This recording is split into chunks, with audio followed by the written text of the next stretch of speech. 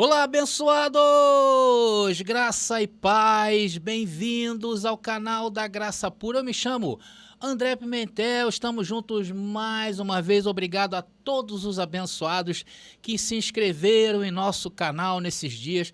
Se inscreva hoje mesmo em nosso canal, querido, principalmente se essas mensagens têm feito você pensar, têm feito você buscar, né? Nem que seja para refutar ou para se alegrar.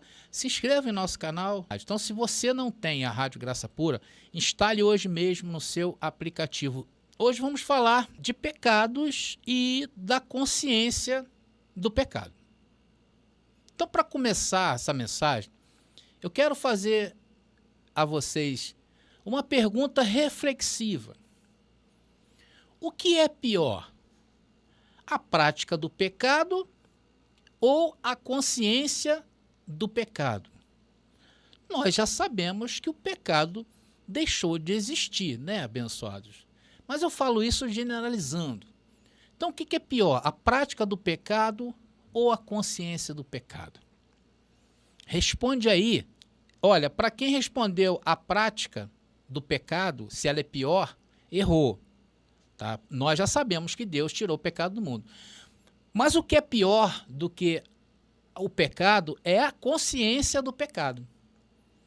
E você sabia que uma das funções das igrejas do cristianismo tradicional é estabelecer na tua mente, meu irmão, que frequenta o sistema religioso, a consciência do pecado? Você sabia que essas igrejas elas têm essa função de estabelecer a consciência do pecado na tua mente? E essa é a maior maldade dessas igrejas. Eu vou mostrar para vocês Hebreus capítulo 10, versículo 1 e 2, inclusive foi o versículo que eu usei na mensagem de hoje à tarde, quem participou viu. Tá aí, olha, vamos ler rapidamente. Diz ali o texto: porque tendo a lei a sombra dos bens futuros, está falando da lei de Moisés, a lei de Moisés era a sombra, e não a imagem exata das coisas, hoje nós estamos na imagem exata das coisas, não estamos mais em sombras. Nunca, pelos mesmos sacrifícios que continuamente se oferece a cada ano, vocês sabem que o perdão dos pecados naqueles dias era feito através de oferendas, né? Era o sacrifício dos animais e o sangue deles que removia o pecado das pessoas, dos judeus, né? Não das pessoas, porque o mundo não poderia cumprir toda a lei, já falei sobre isso. Os gentios não tinham acesso. Se um cananeu quisesse virar um judeu, ele era feito prosélito e ele não podia cumprir 100% da lei. Então diz ali, olha, nunca pelos mesmos sacrifícios que continuamente se oferecem, cada ano, pode aperfeiçoar os que a eles se chegam. Então não pode aperfeiçoar, perdoa os pecados, mas não aperfeiçoa. Por causa de quê?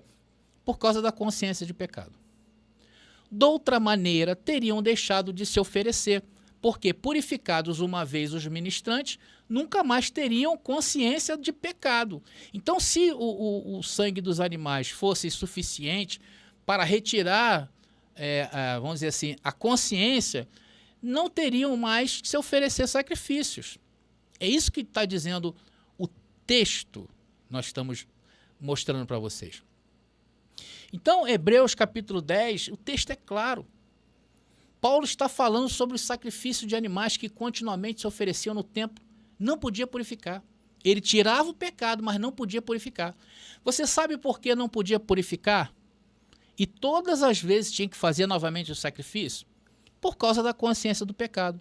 Logo, a consciência do pecado é pior do que o pecado. Porque ninguém consegue sequer dormir direito com a consciência suja, irmão. E o problema acontece quando você tem essa mente, essa consciência de pecado, e aquilo ali vai sendo calejado na tua mente, você passa a ser insensível. E é isso que tem essas pessoas que estão submetidas ao sistema religioso, têm se tornado pessoas com a consciência de pecado, só que elas já estão calejadas. Elas já não têm sentimentos. Por isso que você lê certos posts de alguma coisa polêmica, por exemplo, na internet, você vê os famosos haters, haters é uma palavra em inglês, quer dizer ódio. As pessoas com ódio, destilando fel do ódio para certos assuntos. Aí a gente fala assim, caramba, parece que essa pessoa não é nem cristã. Olha o que ela está comentando da outra. Porque essas pessoas já têm a sua consciência vendida a essas doutrinas que tornaram elas insensíveis. E ter a consciência de pecado, isso fica batendo na mente da pessoa. A pessoa fica todo o tempo falando assim, eu tenho que obter o perdão, eu preciso ser limpo, eu preciso me purificar. É aí que as igrejas estão na terra trabalhando, para que tu sempre lembre de pecado. Essas igrejas só servem para isso. Irmãos, vejam como é montado as suas estruturas. O altar, vocês sabem que o altar dentro das igrejas geralmente fica em um ponto acima da pessoa que está vendo, né? A gente tem que ficar vendo assim o culto, né? Não é isso? Geralmente é um pouquinho mais alto. E isso tem um motivo, irmão. Você sabe qual é o motivo? Para mostrar, segundo eles estão transmitindo para as pessoas que estão lá, para mostrar a posição espiritual das pessoas em relação à liderança. Ou seja, aquele altar é proposital, é para lembrar você que você é um pecador, para acusar você que você é um pecador. Aí, para disfarçarem, eles falam assim, não, é porque você é um pecador redimido. É isso que eles falam. O que é isso, meu irmão? Isso está imputando a você uma consciência de pecado. Irmãos, veja a imagem máxima da Igreja Católica, um Jesus triste, um Jesus com espinhos, sangrando em sua face, suas mãos com os pregos ali sangrando. Jesus está nu, Jesus está sofrendo. Sabe o que essa imagem está imputando para você? Que foi o seu pecado que matou Jesus.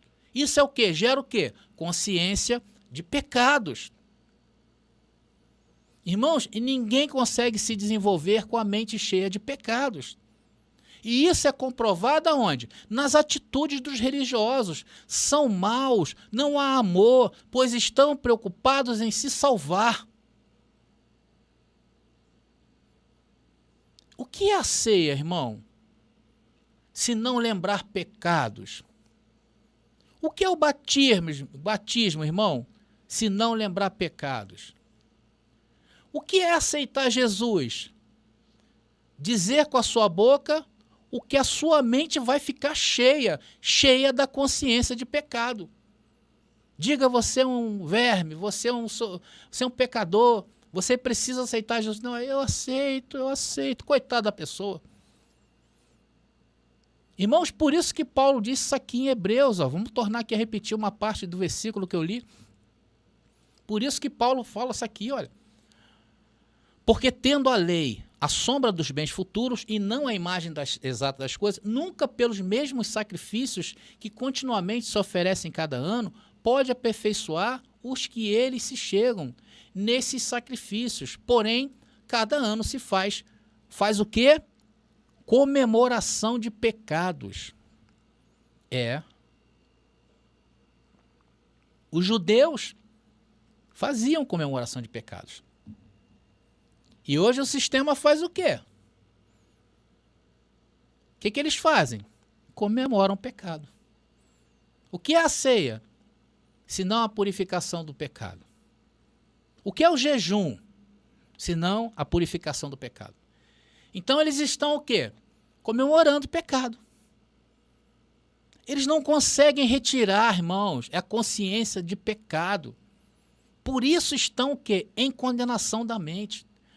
Por isso que eles não suportam os nossos discursos, irmão.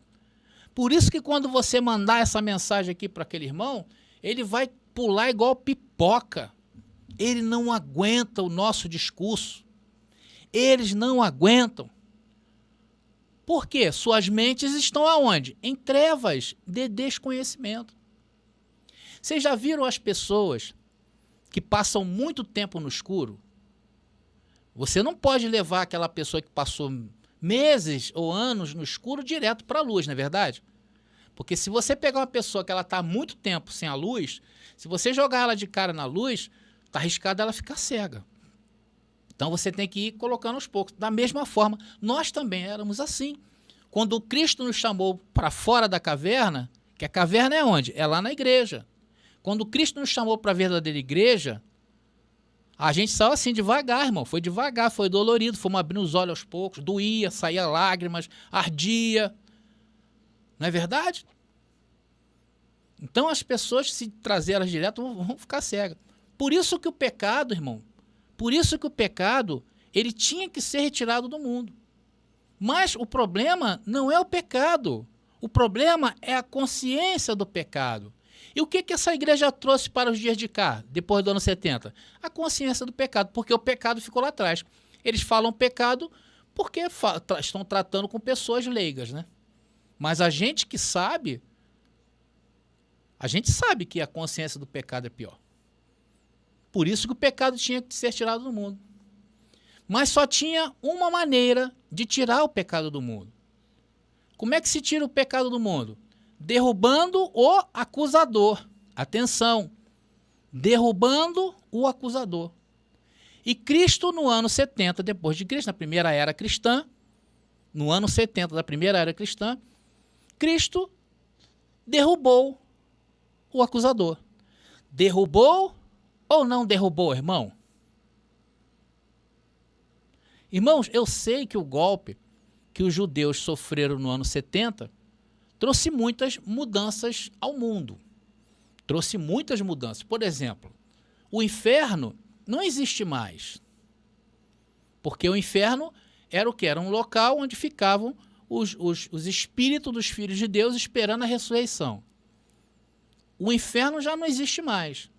Hoje não podemos nem dizer que o inferno é sepultura. Nós falamos de uma forma indireta para chamar a atenção, mas não é a realidade. Não existe mais inferno. Não existe, por exemplo, a separação entre uma nação e o mundo.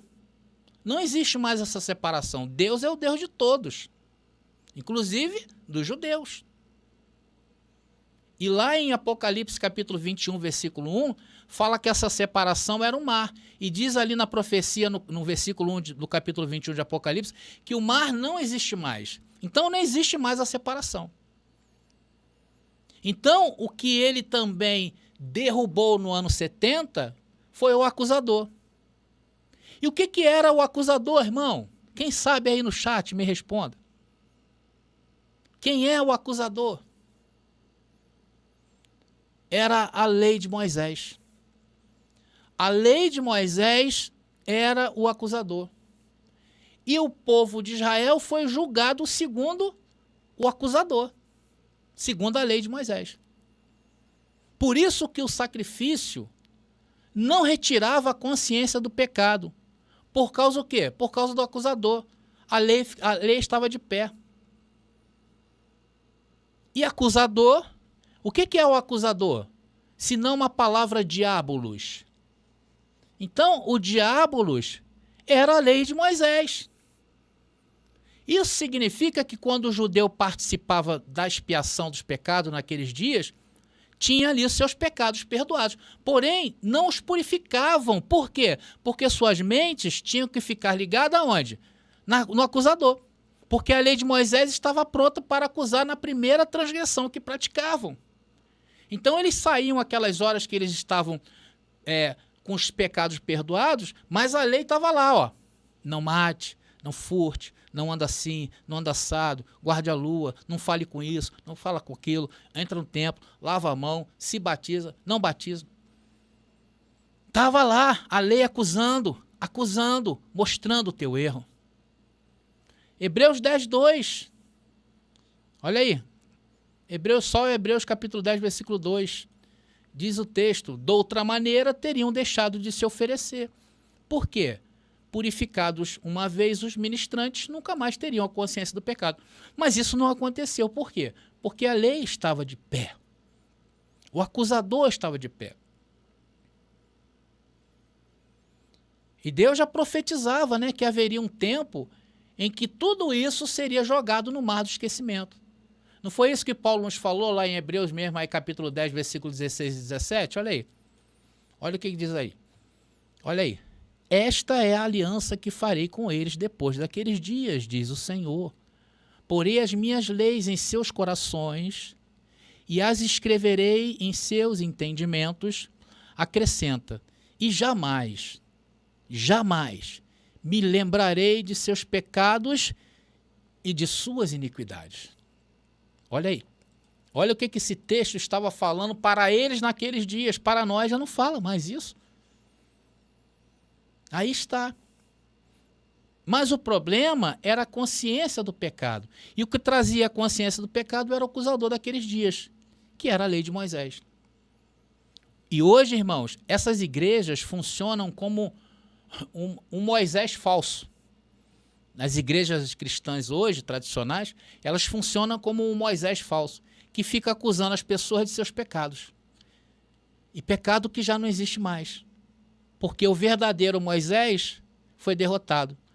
A lei de Moisés caiu.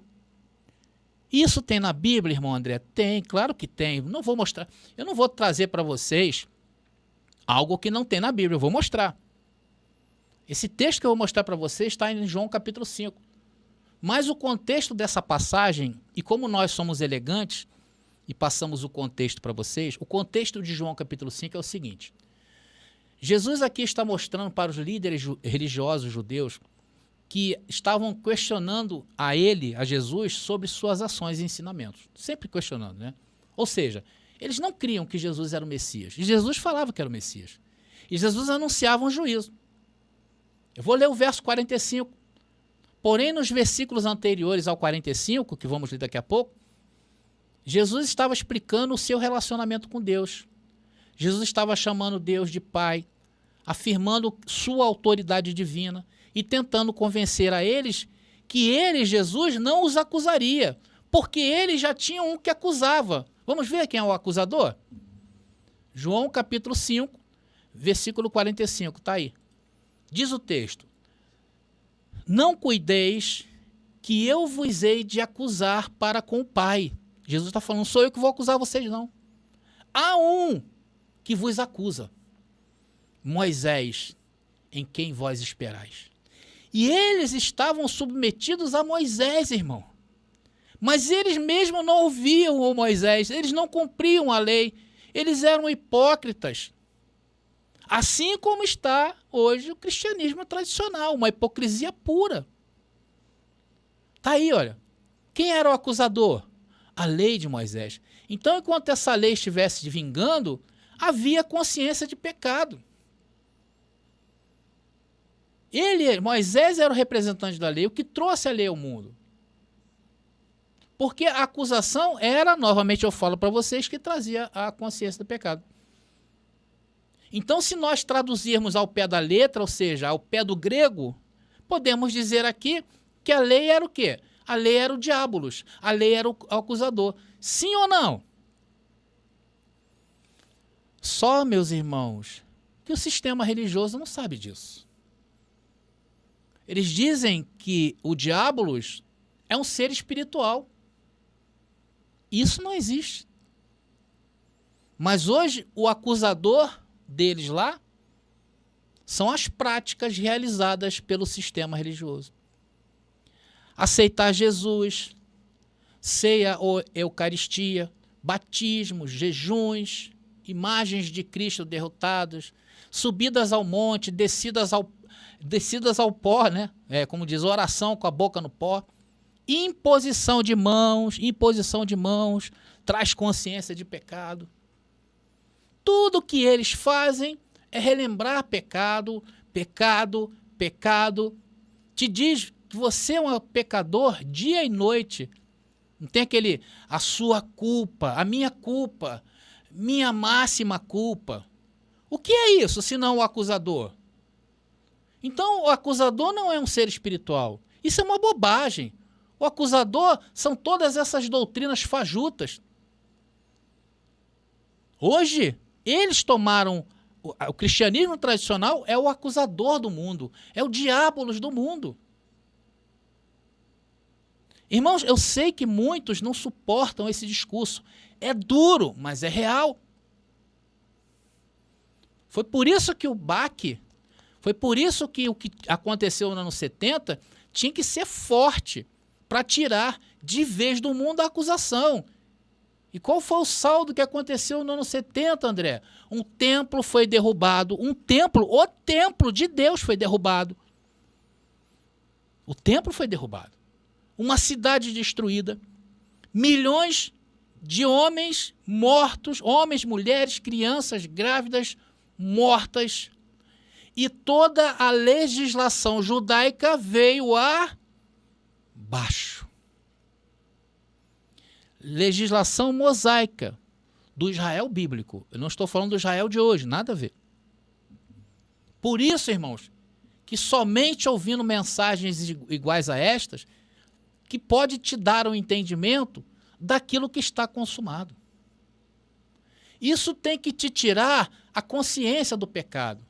Porque quem não tira essa consciência do pecado não pode ver o reino de Deus. Vou repetir.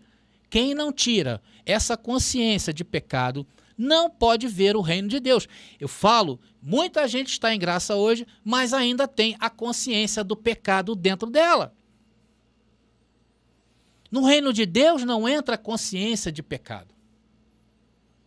Paulo dá uma lista dos que não podem entrar no reino de Deus. Não é verdade? Paulo não dá uma lista ali, os bêbados e uma série de coisas ali ligadas à carne. Os que praticam, os que andam na prática disto, não podem entrar no reino de Deus. Apocalipse também dá um exemplo, né? Uma lista de quem não pode entrar. Por isso, meu irmão, você tem que ter a consciência limpa. E atenção no que eu vou dizer. Uma consciência limpa não é cometer um deslize na vida. Porque todos na carne cometem deslizes. Consciência limpa é não deixar subir e sujar a sua mente.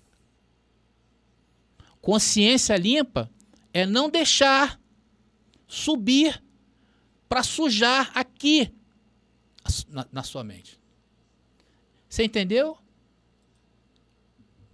Deu para você entender?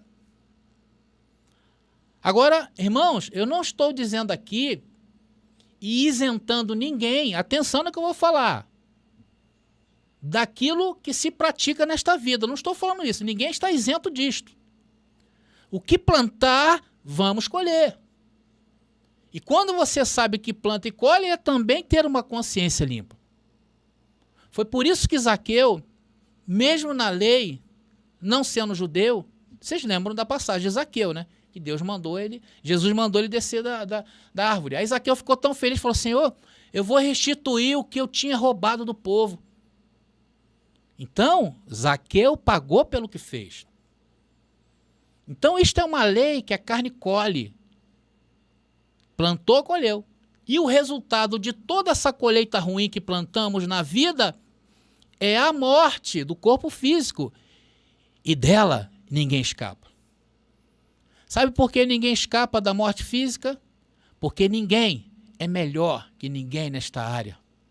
Por isso devemos dar o máximo de atenção às coisas desta vida. Eu tenho orientado a vocês. Agora aqui, irmãos, para se estar no reino, tem que estar com a consciência limpa, tem que ter a limpa consciência. Porque senão as coisas desta vida vai tragar um novo homem. Atenção. E o que o novo homem faz, André? Vou mostrar para vocês aqui. 2 Coríntios, capítulo 4, versículo 16 ao 18. Olha o que o homem novo faz, o novo homem. Por isso que nós não devemos ter uma consciência suja. Por isso, não desfalecemos. Mas ainda que o nosso homem exterior se corrompa, olha aí, ainda que se corrompa, ainda que pratique. Praticar, errar é uma coisa. Viver da prática é outra, tá? Ainda que o nosso homem exterior se corrompa, o interior, contudo, se renove de dia em dia. Porque a nossa leve e momentânea tribulação, porque tem tribulação, produz para nós um peso eterno de glória, muito excelente. Todas as coisas cooperam para o nosso bem. Não atentando nós nas coisas que se veem. Por isso que não é praticar ou deixar de praticar. Porque todos, de certa forma, na carne, né, quem não tem dinga tem mandinga, como dizia o outro. Na carne, o quê? Eu não confio na carne. Por isso que diz, olha, não atentando nós nas coisas que se veem. Por quê? Porque se você, por algum motivo na vida, deslizar e deixar sujar o reino de Deus, deixar subir para cá, você vai se contaminar, meu irmão. Por isso que você não anda pelo que você vê. Por isso que você não anda pelo que você vê. Por isso que você não sente pelo que você está sentindo. Mas nas coisas que se não veem. Porque as que se veem são temporais. E as que se não veem são eternas. Olha aí. Por isso que ao abrir a sua boca, meu irmão, nós temos que confessar o que está escrito. Porque nós andamos pelo que não se vê. Se eu estou doente, eu tenho a obrigação de falar, eu sou curado. Ainda que você traga o teu homem externo que sente. O teu homem externo não compreende as coisas do Espírito. Sabe por quê? O teu homem externo está preocupado com as coisas desta vida. O homem interior está preocupado com as coisas que são que não se veem. Por isso que muitos falam assim, André, mas eu já vi pessoas levitando, eu já vi pessoas babando quando estavam endemoniadas. Eu ando pelo que não se vê. Eu entendo que aquilo que eu vejo me trai. Aquilo que eu vejo não presta. Eu ando assim, irmão.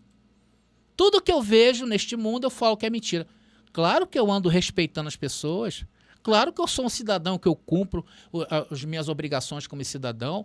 Eu voto, eu pago imposto. Eu devo sempre a quem a autoridade sobre a minha vida. Eu devo. E eu sou ovelhinha nessa parte. Mas eu não ando por aquilo que eu vejo. Por isso, quando está mal, eu digo que está bom. Porque a vida que Deus nos deu é uma dádiva. Então, irmãos, entenda essa mensagem. Entenda o que é limpar-se, o que é estar limpo, com uma limpa consciência. Não é porque você escorregou ali que tudo está acabado.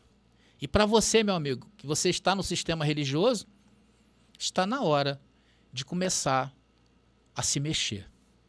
E aqui neste canal, nós temos várias mensagens de todos os tipos que você imaginar. Quer saber sobre fé? Eu falo sobre fé. Quer saber sobre o diabo? Eu falo sobre o diabo. Quer saber sobre a segunda vinda de Jesus? Eu falo sobre a segunda vinda de Jesus. Quer saber o que é pecado? O que é ceia? O que é jejum? O que é trindade? O que é salvação? Tudo neste canal é feito para você. Então tá aí. Mas não fica só nas minhas palavras não, tá? Não fica só nas minhas palavras não. Pega a Bíblia e veja. Confira coisas espirituais com coisas espirituais. Tá bom? Graça e paz então, abençoados. Muito obrigado mais uma vez.